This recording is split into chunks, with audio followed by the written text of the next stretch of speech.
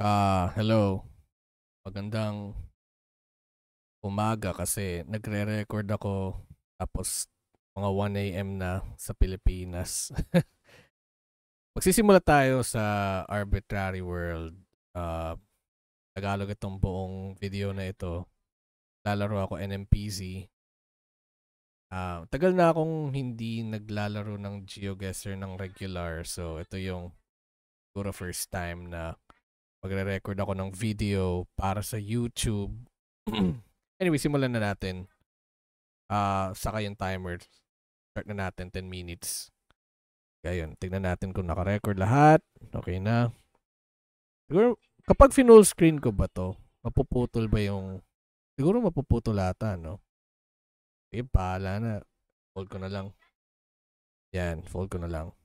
So, magpo-full screen ako. And then after nito, lalaro tayo, okay? Okay, full screen. Full screen. Shit. Ito ginawa yun. Tanga. Ayun. Play. NMPC lahat. Tignan natin kung may alam pa ako sa larong ito. Tagal na akong hindi naglalaro ng GeoGuessr. Tek, ano to? Europe ba to? Hindi ko alam kung Europe ito eh. Pero, pwede rin kasi siyang Amerika. Pero sa tingin ko Europe. Hindi ko alam kung bakit. Kung Europe ito, hindi ko alam kung nasaan. Siguro doon siya sa may, ewan ko. Pipindutin ko na lang si si Austria kasi wala akong alam. Pwede na naman siyang Czechia, pwede naman siyang Bulgaria, pwede naman siyang Slovenia. Pero I think hindi naman siya siguro sa US, no? Pwede naman siyang France. Siguro mas maganda kung France na lang, no? Pero paano kasi kung nasa gitna siya? Paano kaya kung Czech yan or Germany? Germany? Alemanya? Hindi naman siguro. Parang mas trip ko si France, pero sige, tingnan natin kung nasaan ito. Alam mo, sana pinindot ko na lang si Austria. Kasi Slovenia pala yung sagot. Okay, Slovenia lang pala yun. Round number 2. Kung makikita natin, merong pole. Tapos may hedge row. So, ibig sabihin, baka nasa France tayo or UK. Pero mukhang nagda-drive tayo sa kaliwang side. Siguro nasa UK tayo. Hula lang naman. Pwede naman siyang Ireland, pero kung France man ito, at least nasa gitna tayo ng Ireland sa UK. Pero feel ko UK talaga. Dito lang ang mga hulo sa gitna. Okay, UK naman yan, pero mas maling island lang tayo. Ano to? Ha? Ano yan? May dobleng yellow line sa gitna, so ibig sabihin nasa Americas tayo. Pero hindi ko alam kung nasa Brazil ba tayo or nasa Argentina. Siguro hindi siya Argentina. Kadong hindi ko alam kung bakit. Pero sige, kung uhula ako, feel ko nasa Brazil tayo. Kung nasa Brazil tayo, feel ko nandito tayo sa may sa gitna ng Tocantins, Piawi, pwede ding northeast kasi medyo dry. Pero di ko alam. Kung uhula na lang ako, siguro dito na lang ako. Di ko alam eh. Okay. Saan ba yan? Tocantins. Sana pinagkatiwalaan ko na lang yung Tocantins na grass. Ano to? Russia. Ano to? Fall coverage. Wala akong alam sa Russia. Wala akong alam sa fall coverage. Ang alam ko lang na sa Russia tayo. Kung nasa Russia tayo, tapos may fall coverage, ewan ko. Wala mo nang alam dyan sa mga seasons na yan. Kaya pipindot na lang ako dito siguro. Kasi wala akong alam eh. Kung alam ko yan siguro, region guess ko yan siguro, mga nandito yan siguro. Pero wala akong alam dito eh. So pipindot na lang ako dito kasi wala akong alam. Shit. Okay. Wala nga akong alam sa Russia. Sobrang bano ko sa Russia. Di ko alam kung paano mag-aaral dyan. Ano to? Di ko alam kung ano to. Ano yan?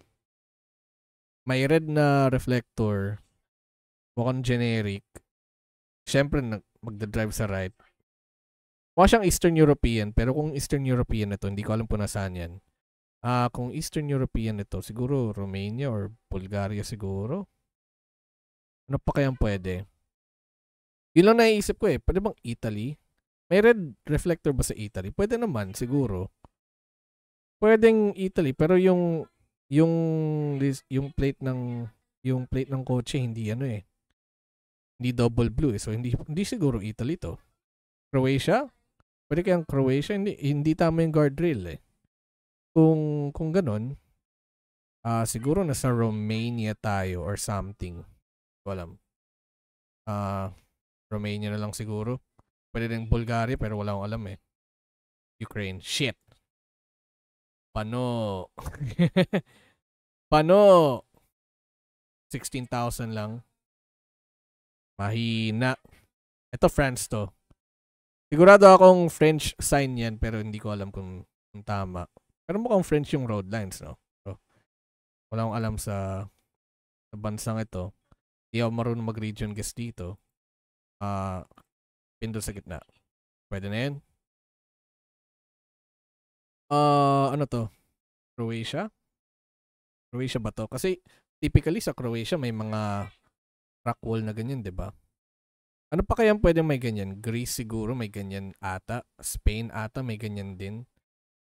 Yung mga may ganyan, Spain, Greece, Croatia, Israel, Palestine, ILPS. Ano ba yan? Mukha ba tong Croatia? Feel ko hindi eh. Pero pwede. Pwedeng Croatia. Ang isa pang guess ko is Greece eh. Pero, sige. Sabihin natin Croatia. Kung Croatia, siguro nandito yan sa may area na yan. Pero di ko alam kung tama. Oh shit, tama nga. Hindi siya mukhang Croatia sa akin. Di ko alam kung bakit. Okay, merong black na water tank. Maraming brick. Ano to? Kung maraming brick na houses, tapos may black na water tank, sa tingin ko, Bolivia. Kung Bolivia ito, hindi ko alam kung nasaan. Hindi ako masyadong ihasa sa Bolivia. Alam mo yun? Bolivia. May mahuhula ba ako sa Bolivia? Hindi ko alam kung nasaan. Siguro hindi naman siya Cochabamba, no? Kasi walang mountain ridge. Pwede siguro siyang Sucre. Pwede naman. Or, ewan ko. Basta, somewhere. Sucre siguro. Hindi ba yung Sucre yung mabundok? Tapos yung Cochabamba yung may mountain ridge. Feel ko may mountain dyan sa likod eh. Pero di ko makita. Pero, hindi ko kasi makita. So, siguro Oruro na lang. Di ko alam kung bakit. Ay, nako. Sana nag-consider. Tapos ito mukha itong Australia sa akin. Kung Australia ito, siguro naman hindi to Tasmania, no? Pwede bang Tasmania ito? Hindi siguro. Feel ko parang New South Wales or Victoria or something. Basta yung Mahili. Pwede naman siguro kung dito. I think ito yung Mahili dito eh. Di ko alam kung tama. Okay, pwede na yan. Ito yung Mahili eh. No? Kita mo, ang daming mga ugat-ugat dito. Ibig sabihin, dyan yung mga bundok area na yan. Tapos, ito, ano kaya to? Yung sun, nasa taas, nasa timog, so ibig sabihin, nasa northern hemisphere tayo. Tapos may ganitong kotse. Sa tingin ko, ito na naman tong 50-50 na ito eh. Nakakainis na 50-50. Alam mo yun? 50-50 sa pagitan ng Colombia sa Mexico. Tapos hindi ko alam kung alin sa dalawa ito. Sabi nila kung itim yung Google car, tapos Generation 4, tulad ng nakikita natin dito, Colombia daw. Pero hindi ko alam eh. Parang mukha siyang Mexico. Pero hindi ko alam. Mukha din siyang Colombia eh. Basta ng mga sa ano yan, nandiyan yan sa gitna. Alam mo kung loko-loko talaga ako, pipindot ako ng Nicaragua, pero sige, sabihin natin nandito tayo sa may Colombia, tapos nandito tayo sa may pinakatuktok. Sabi na nga ba eh. Yan yung sinasabi ko. Yan yung sinasabi ko. Palagi na lang may 50-50 yan sa dalawang yan. Magkamukha kasi sila. Ayun. Yun lang. Yun lang yung problema. Pero ayos naman. Yung Mexico lang talaga eh. Lagi na lang Mexico sa Colombia. Ito kita mo yung road line na yan. Tapos yung mga bollards na yan. Tapos itong napaka maulap na coverage na yan. Alam mo, ano lang yun eh. Uruguay lang yun eh. Pindot sa gitna. Tapos siguro tumiwala ka na lang na malapit ka. Tapos itong road lines na ito, yellow, white. Kamukha niya yung road lines kanina. Pero ang pagkakaiba is yung vegetation. Kita mo ma-lush ba kumbaga. Parang ang daming mga plants. O kita ang daming plants. Kung ganito yan, tapos ganito yung road lines. Tapos may bollards na ganyan na red saka white. Sa ano lang yan, New Zealand lang yan. Ngayon kung anong island, di ko alam. Pero I think kadalasan yung mga ganito sa sa Northland siguro. Ay puta. Sige. Paala na.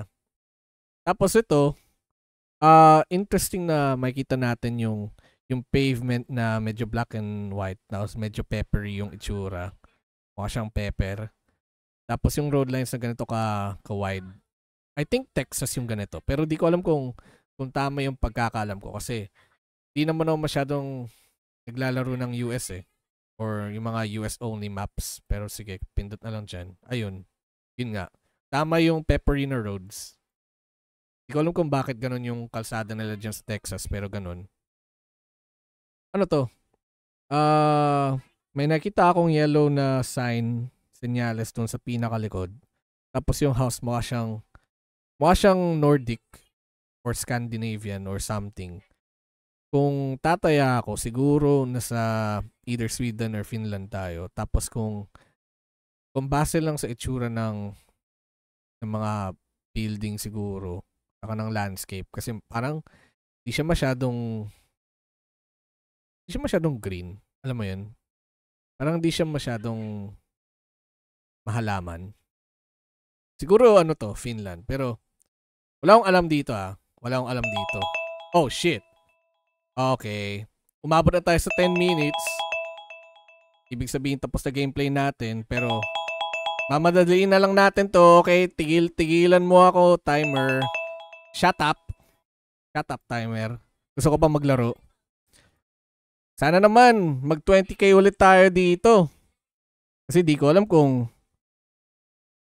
nasaan tayo sa Australia. Kasi mukha tong Australia. Yung puno mukhang Australian, eucalyptus tree yan. Tapos itong something na to, itong mga bahay.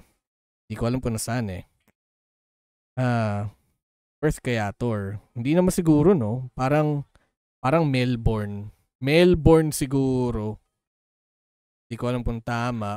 Di ako magaling sa Australia. Ay pota. Pero okay lang, tumama tayo sa 20k saka 10 minutes na.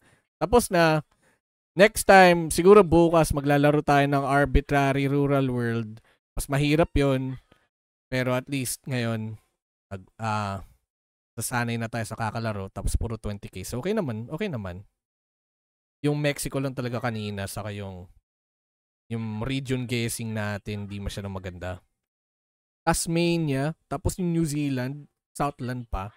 Tapos yung Sweden, na mukhang Finland, ewan ko. Paala na. Pero yun lang. Tapos na yung laro natin. Salamat sa papanood. Ayun lang.